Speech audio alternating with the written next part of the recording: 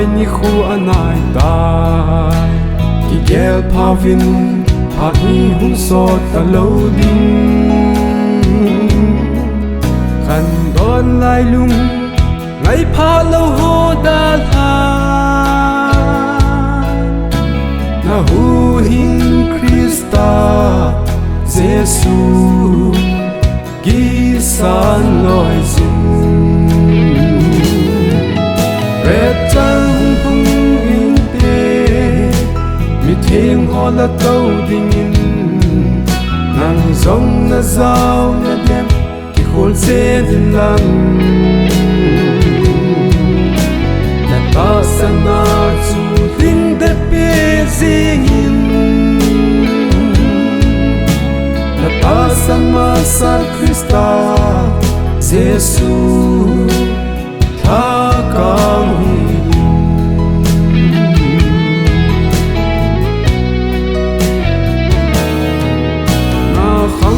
lai ni lâu đón bà bông bếp anh na khang hỏi lại đột gió nan mang đi helin xin ma dal han pakai hieng hin zo hin ati zen petza Giêsu ki san chan hung in te mi thiêng ho la tâu ding in nang zong na zao na dem ki khol se din lang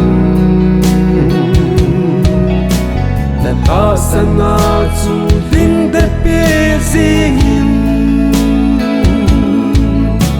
na ta san ma san Krista Giêsu tha kang